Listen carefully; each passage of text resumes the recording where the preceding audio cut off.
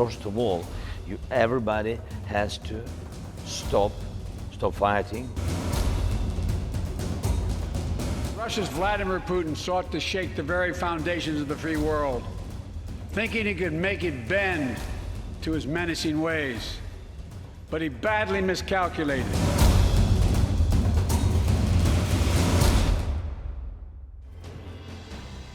Hello everyone, you're watching News Epicenter with me, Maria Shakil. It's day 7 of Russia's invasion of Ukraine, and the trail of death, destruction and despair is for the world to see. 8.5 lakh Ukrainians have become refugees now, and there are 3 cities in particular that are bearing the brunt of the Russian onslaught. Let's start with the second largest city in Ukraine, Kharkiv. Today alone, multiple airstrikes have left the city bruised and battered. A massive police building was completely destroyed by Russian missile strikes. 4 people were killed in the attack. All Indian nationals in Kharkiv have been asked to leave immediately for their safety. This advisory is based on inputs from the Russian side. Remember, yesterday an Indian student died during intense shelling in Kharkiv. And if you thought that Russians were targeting only government establishments in Kharkiv, then think again. This is what is left of a hospital in Kharkiv. Russian airborne forces landed in Kharkiv and attacked this hospital. It's unclear if patients were admitted here or whether the medical center was abandoned. But looking at the state of the building, with its windows blown out, one can only imagine the sheer brutality of the Russian forces. From Kharkiv, we move to the port city of Kherson in southern Ukraine. After surrounding the city, Russian forces have officially taken over Kherson. But look at what they have done to the city. Powerful footage captured here shows a massive explosion. Several residential buildings in Kherson are still burning following missile attacks. Then we come to capital of Kyiv, where alarm bells have been ringing since yesterday. Russia is gathering forces closer and closer to the Ukrainian capital after a long convoy of military vehicles stalled around 20 miles northwest of the city. Ukraine's Air Force says it fought 2 Russian planes in a battle over the Kyiv region. But yesterday, we witnessed the most daring Russian attack in Kyiv yet. At least 5 people were killed after Russian forces fired at the main television tower in the heart of Kyiv. A TV control room and a power substation were hit, and at least some Ukrainian channels briefly stopped broadcasting. So Kyiv, Kharkiv and Kherson. Putin's march of aggression is continuing, and it's clear. And while the world condemns his actions, Putin continues to keep everyone guessing. A few minutes ago, the Russian government declared that they cannot guarantee that there will be no incidents with NATO in light of arms supplies to Ukraine. So what will Vladimir Putin do next? Later on the show, in fact, I'll be joined with some experts to take that question forward. But later on the show, an exclusive conversation with German ambassador to India, Walter J. Linder, on what's Putin's game plan, or what exactly is his end game. Joining me on the show, Lysia Vasilenko is a Ukrainian member of parliament. She's en route to Kyiv. St. Devare is former Indian ambassador to Ukraine. Dr. Swasti Rao is Associate Fellow, Manohar Parrikar Institute for Defense Studies and Analysis, Europe and Eurasia Center. Maximilian Hess is a Fellow, Foreign Policy Research Institute in London. I'm going to begin with you, Maximilian Hess. The US President, in his address, declared Russia's invasion as the first unifying battle in democracy's new duel with tyranny. It was a rallying cry for the free world. Condemnation, sanction, support. This is what all NATO nations have promised. But what Ukraine needs right now is support in terms of boots on ground. That certainly is not being provided. Yes, the risks of escalating by putting direct Western troops on the ground or NATO troops could potentially have major global ramifications and nuclear ramifications.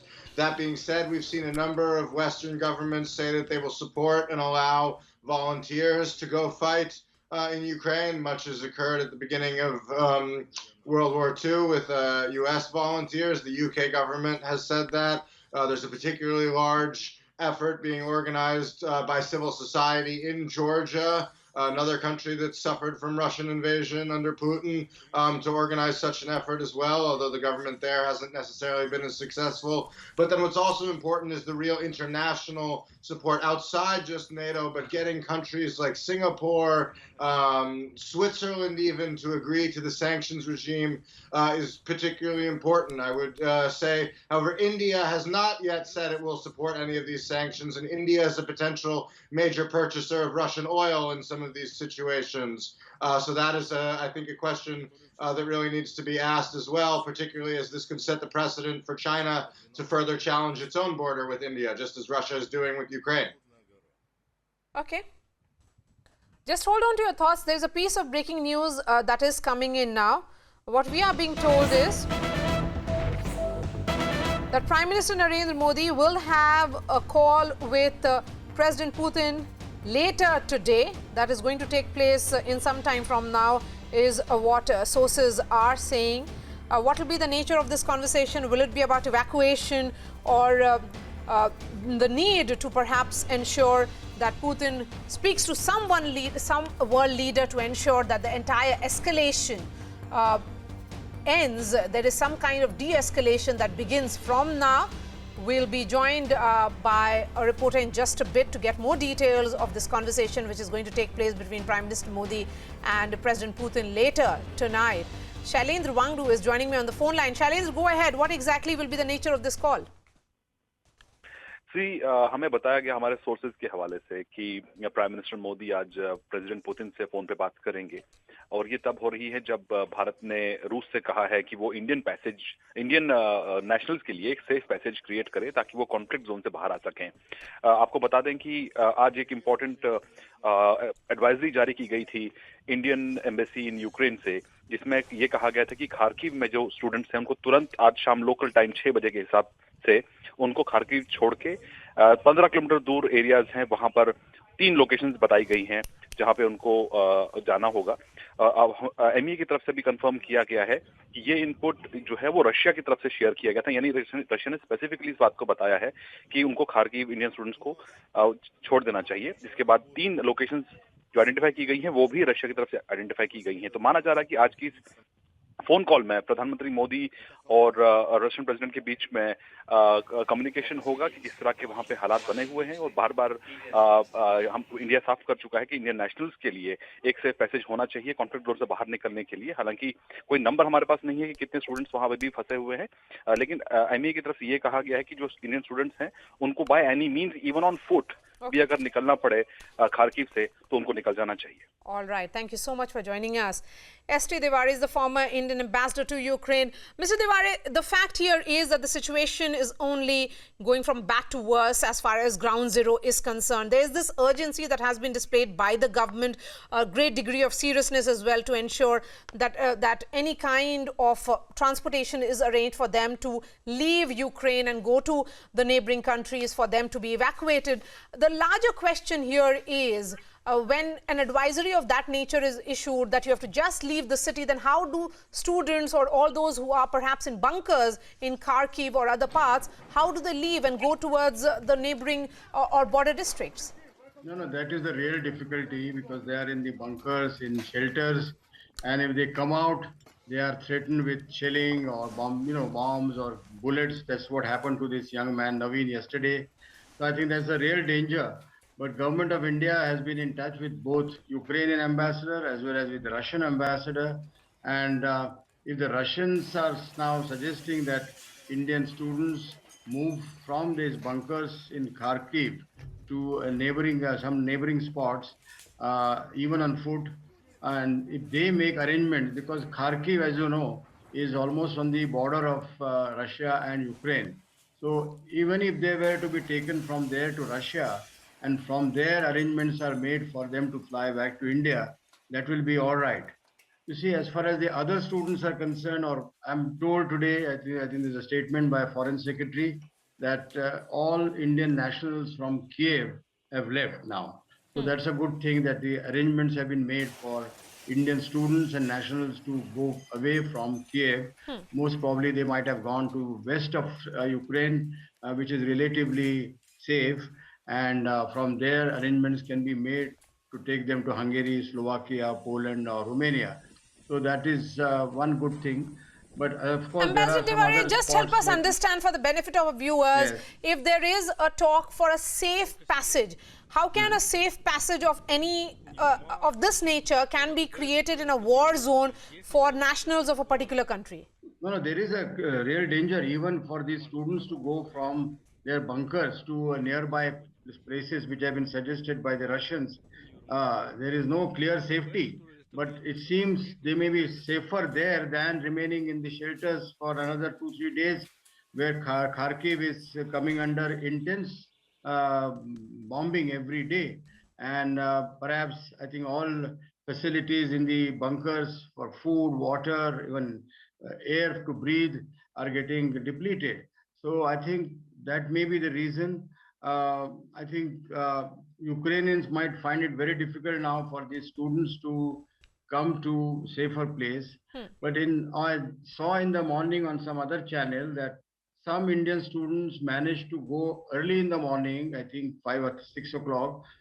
They went to Kharkiv station, and there they had, of course, problems getting even to board the train, but they managed to do so, and they have gone towards the west to Lviv. Okay. So some students have gone, but I think bulk of students are still there. We don't know the number, but they may be in some And that hundreds. certainly is a big I think- challenge. Yeah, How it's a do big they? challenge. How do you transport students who are Yes. still stuck in Absolutely. Ukraine?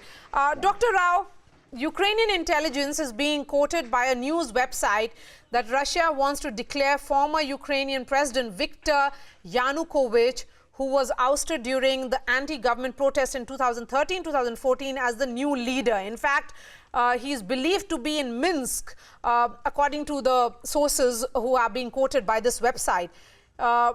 The question is, we do know about Putin's plan, which is about regime change and installing somebody he feels is having an equation with him in particular and is pro-Russia. Is he likely to be the one, the chosen candidate for the president?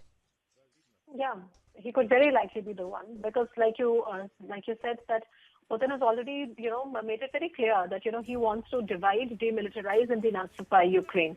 So divide Ukraine, I mean, that's already clear, because eastern regions of Donbass, and especially where Donetsk and Luhansk are, and he already recognized, unilaterally recognized them as independent states. As far as demilitarization is concerned, Putin has been saying this, that after 2014, West has been pumping Ukraine with a lot of weapons. And Ukraine's regime has been using those weapons against the Russian minority as a genocide. Okay, so that's the rhetoric. Anyway, so that is what he means by demilitarization. And the last point is denazification, because he says that it is the regime which is basically perpetrating all this genocide, and he basically, what he wants is somebody who is pro-Russia, somebody like Alexander Lukashenko in Belarus. So he wants somebody like that in Ukraine as well, so that he can have a buffer zone between Moscow and the eastern flank of NATO. So that's something clear. Yeah.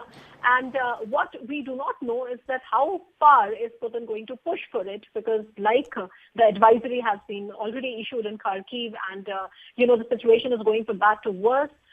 We do not know where exactly is it going to stop. So in my opinion, perhaps it could be something like this, that I think Zelensky sooner than later is going to realize that he could perhaps give something in writing for the foreseeable future at least, that Ukraine doesn't really plan to join NATO, though technically Ukraine cannot join NATO because they have disputed borders, okay, and in two places, so they technically cannot. Okay. But since that is something that Putin has made out to be an existential condition for Ukraine, that's why, and then perhaps settle for an EU membership. So you know that Ukraine has applied for EU membership. Yes, under but a special that EU procedure. membership Yeah. is still not through. Let me bring Lazia now. She is a member of parliament in Ukraine, and she is joining me live. She is on her way to Kyiv.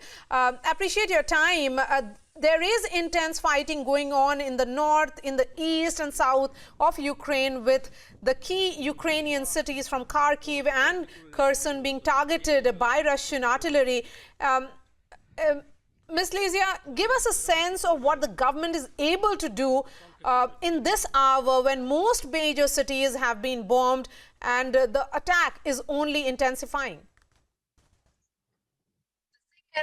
No city is still under Putin's control. All cities remain under Ukrainian control. And the Ukrainian army and Ukrainian people will continue fighting to make sure that it stays that way and to make sure that the occupants, the aggressors and the Russian terrorists are kicked out of Ukraine once and for all.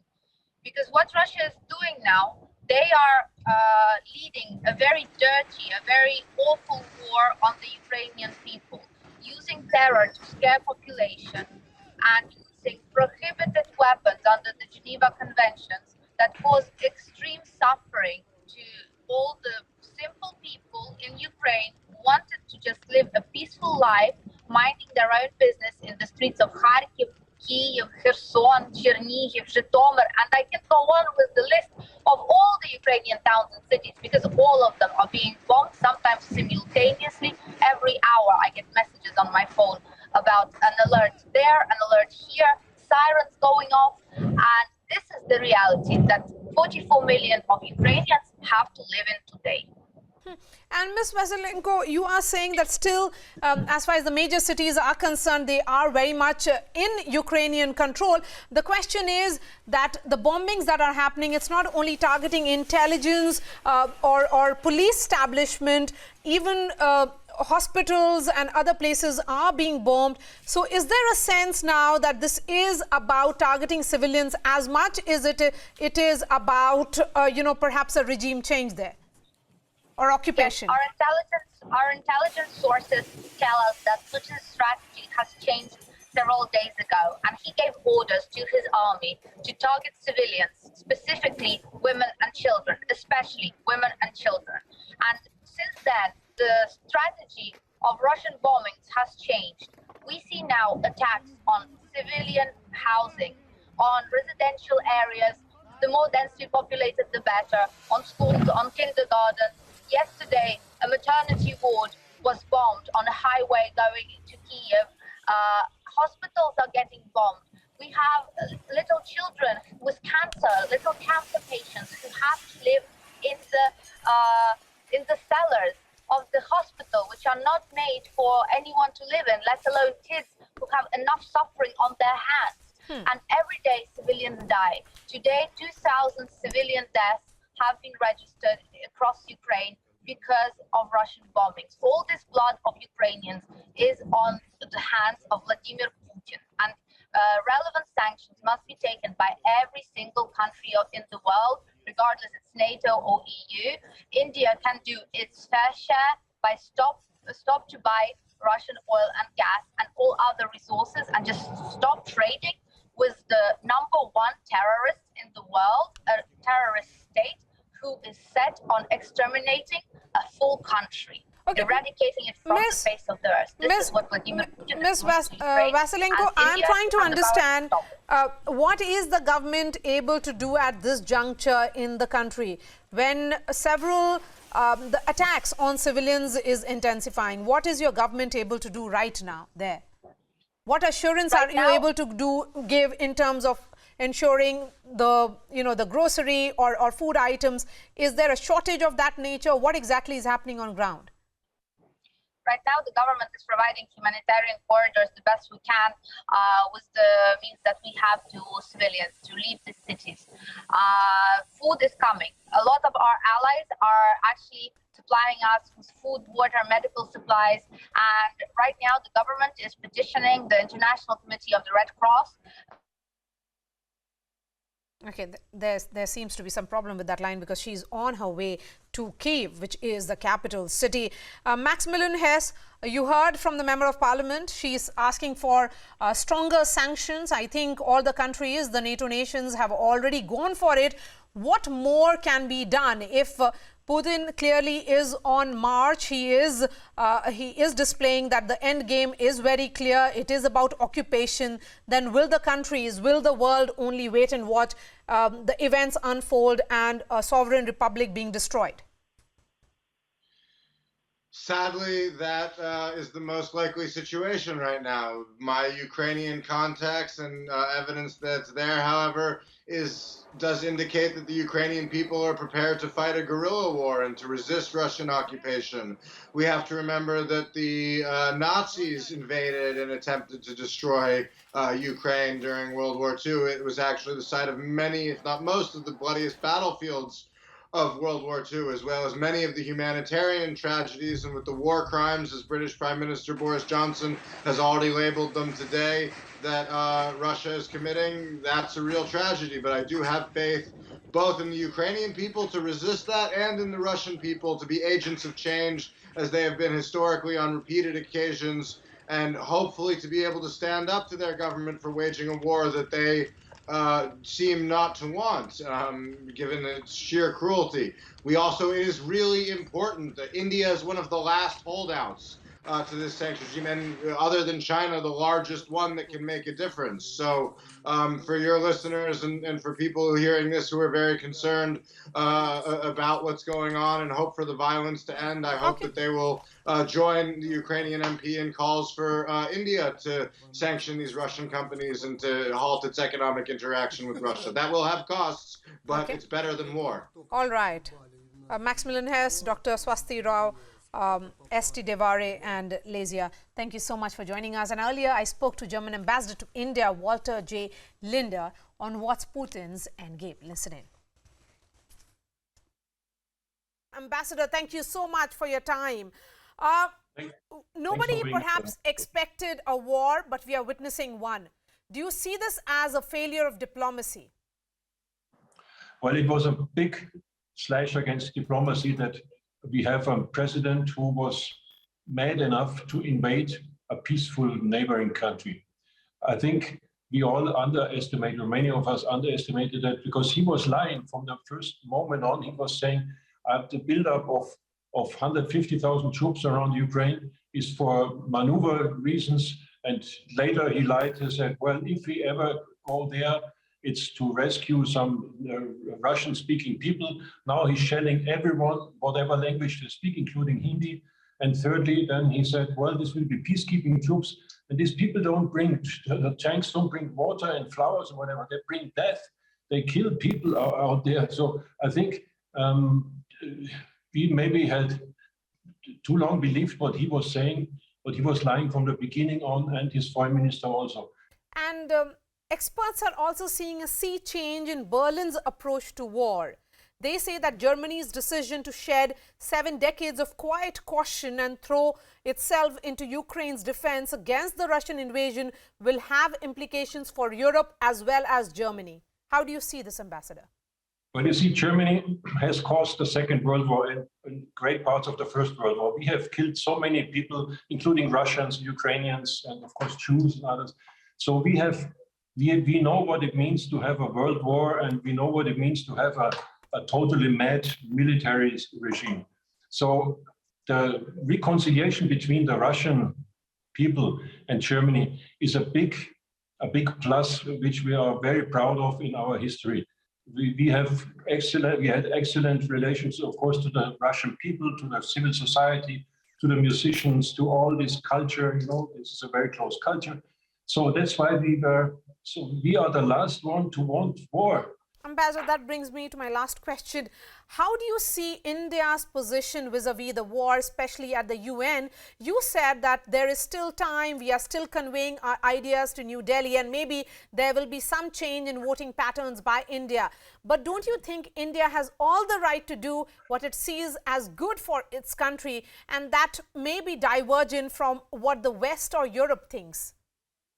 Of course, every country has the right to make its own decision, and every country lives in a different geological and political environment, and the size is different, so and the history is different. So, of course, every country can make its own decision, and India has a great diplomacy, a very experienced diplomacy. So I'm sure they will make right decisions. Our point is just whatever has been with friendship between, let's say, India and Russia, whatever has been there and kind of dependencies, but mostly the emotional touch also, which we understand totally. We also had a very close relationship to Gorbachev, and without this Gorbachev regime at that time, German reunification would not have been possible. So we know what it means to have close relationship, but there is a difference between that and now, because now what you have a brutal aggression of one country, Russia, by the will of Putin. US, UK, NATO nations have all talked about strong economic sanctions. But here the people of Ukraine perhaps need some degree of urgency that is not being displayed. Who will play the peacemaker in this situation? The peacemaker, I mean, there's one person who can make peace at very second. This is Putin. He can stop the killings. He can stop also the suffering of the Indian students and of African students, whoever is there.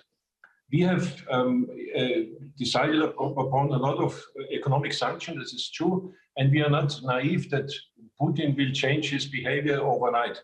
But I promise you, these sanctions are harsh enough that he will notice, and Russians will notice, that this is hitting very hard the Russian economy. And already now we have a lot of demonstrations, and of course they are suppressed in Russia, and media cannot really report on it. But you have a lot of people in Russia which are not at all happy with what their president is doing. So I think maybe not overnight, but in a certain time, even Putin will realize he has done a complete mistake here. All right, Ambassador, thank you so much for joining us and sharing your thoughts.